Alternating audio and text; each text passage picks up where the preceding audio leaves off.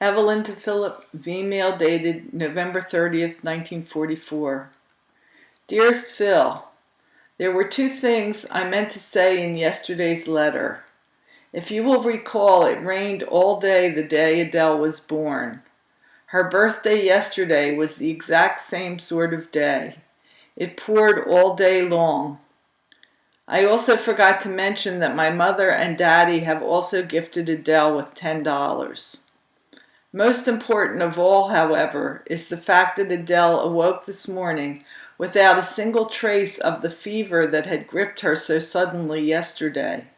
However, she was kept on a strict liquid diet just so nothing further would result. I went into work as usual and had a rather tough day. Statements, for my part, are only a big pain in the rear. I'm always immensely relieved when the first is over. Adele slept soundly last night, and I too had a good night's rest. I took her temperature first thing in the morning, and it was normal. Boy, was I glad she was normal. Ethel had a letter from Harry W. today, dated November 22nd, telling of your visit. The last letter I had from you was dated November 11th, so that's the mails for you. I'm most anxious to have mail from you now to learn the details. For that matter, so is Ethel. She says you never can learn anything when Harry writes a letter, and she wants me to let her read your letter concerning your visit so that she may know all the details. Clara Wagman called me this evening to thank me for the birthday card I sent her. It was really a lovely card, quote, for a dear friend, end quote. And she couldn't get over the sentiments. I asked her why she doesn't come up and collect the money I owe her for the bottle of 500 Combavitas, and she said she wasn't worried, that the money was good whenever she chose to call for it. She also said that she would drop you a few lines. I had to interrupt this letter long enough to help my mother hang some clothes that she is washing for us. It is after 11 and I'm pretty well exhausted and ready for bed.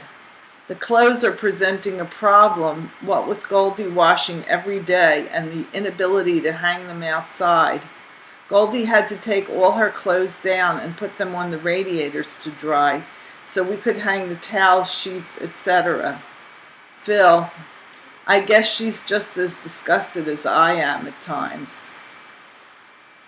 Ray has to work this Sunday, though she wanted very much to be present when Adele saw the birthday cake, which is Ray's gift. So she's coming here direct from work and won't get here till 10 in the evening. I'm trying to get a group of girls together for the evening. More tomorrow, sweetheart. You know, sweetness, I adore you more with the passing days. Your Ev. Evelyn to Philip, December 1st, 1944. Phil, dearest, there is just 10 minutes before closing time, and since I'm completely finished with all my work, I thought I'd take advantage of the break by starting my letter to you. I'm anxious to know if there was any mail from me, but I'll know soon enough. Last night, Harry and Goldie must have had a domestic battle, for I overheard the following. Whether Harry meant it or not remains to be seen. Quote, I'm disgusted hearing you, Goldie, complain. Tomorrow I'm going to start looking for a place and we're getting the hell out of here. End quote. Goldie, keep quiet. That sweet ought to give you a pretty good idea of how they feel too. Some people have their guts, and I don't mean maybe. When you consider that I'm never home except for early morning and late evening and Sundays, and that Goldie has more or less free run of the house, and that she does not do half of what I did, then you have a pretty good idea of how disgusted I am with the whole setup. I'm sure, however, that Goldie realizes that she couldn't find a better setup for herself anywhere, and is only keeping quiet until the time when she can get into housekeeping without any difficulties, such as presents themselves today. Phil, in case you haven't given it a second thought, it would be a most excellent idea for me to give up the house. First, we would be free of any ties whatever once you return, and could do whatever you wish in the way of traveling, business, etc. Second, we would not have any expenses, and those that we would have would be small. When we were established, we could then set up housekeeping without any real hardships. If I hold on to the house, I'm sure Harry and Goldie would beat it first chance they get, and I don't feel that we'll be able to upkeep this house on our own at first, alone. I can't do anything definite at the present time for two reasons. My mother and dad are tied up in court with this estate business, and they would need an opportunity to paint, paper, and have the house redone. My mother is most anxious to have the house redone so that it will be, page 2, in good condition when Eddie returns. Phil, I just can't see my mother working as hard as is her custom, and I'm sure if I were with her, things would be much easier for her all around.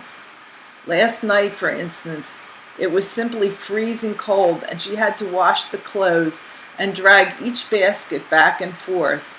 This back and forth business nearly killed me when I had to carry Adele's things back and forth, and I can't see the sense to continuing this way.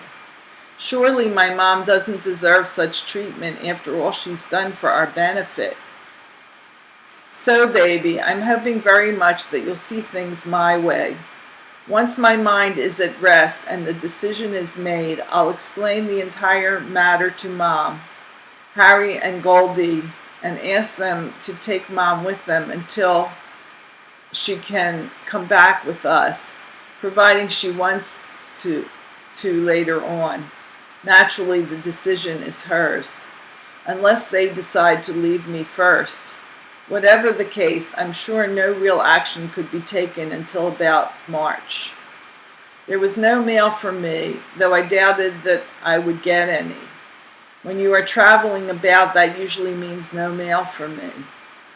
Phil, I'd like very much to have a coat and leggings set made for Adele. Dot had Harold's set made up, and it came out very nicely. I would like to have solid gray leggings and a gray and white checked coat and hat. However, and since you have not had the opportunity to shop for anything Adele has worn, I'm giving you this opportunity to offer suggestions for her new outfit. I must warn you that I may not be able to fulfill them, that I may have to accept the materials offered me by the tailor. In any event, give out, baby, for this is the chance of yours to select Adele's outfit. And so, baby, I come to the end of another letter. Good night, darling. You know something? Right. I love you that much. Your Ev. Philip to Evelyn, 1 December 1944. Dearest darling, first I must apologize for not writing last night. I was busy all day. In the evening, I thought I'd take in the first show and write afterwards, but when I got back to the hut after the show, I was hungry. So I called Red in, and we proceeded to make a meal off the many good things in the package that I had received from Sharp and Dome. By the time we finished, it was time for lights out, and my letter went unwritten. However, I hope to make up for it tonight. The picture last night was a Class B sort of thing, but very entertaining. It was titled, You Can't Ration Love. The stars were Betty Rhodes, very beautiful in a girlish way, if you know what I mean, and Johnny Johnston, a newcomer whose crooning is on a par with the best. Both have very pleasing personalities, and between them made the picture worthwhile. In case you're wondering, sweet, Sharp and Dome's package contained the following: tin of anchovies, box of cheese, tin of treat, like Spam, tin of deviled ham, tin of potted meat, fruitcake, fudge, 2 jars of orange marmalade, cookies, hors d'oeuvre crackers. Everything was delicious, and we really had a feast. My hut mates, Red, and myself. Incidentally, did I tell you that I received Edith's and Nat's package of food a few days ago? Well, we did away with most, page 2, of that the same day I got it. This package contained pretty much the same things as the other and were equally appreciated. There was a large rum and brandy fruitcake that I am saving for Christmas Eve. I have Edda's and Nat's address and will write as soon as I get the chance. Tonight I went to the movies again. This time the picture was Our Hearts Were Young and Gay from the book of the same name. It was a very amusing film, and I enjoyed some of the preposterous situations that Emily Kimbrough and Cornelia Otis Skinner got themselves into. Their roles are played by Diana Lyman and Gail Russell, and a swell job they did too. I've received quite a few of your letters these past few days, sweet, but as it is pretty late in the evening and the fellows are in bed and waiting for me to put the lights out, I don't think I ought to undertake answering them tonight. I will do so tomorrow, okay? In the meantime, honey, know that I love and want you more as the time goes by. It is just 10:45, and by the time I get to bed, it will be 11 o'clock. And I don't have to tell you of whom I shall be thinking at that time, or what intriguing memories I shall be conjuring up. I adore you, baby. My dearest love, and a great big kiss from my other baby, our own Adele Barra. Love to all from your Phil.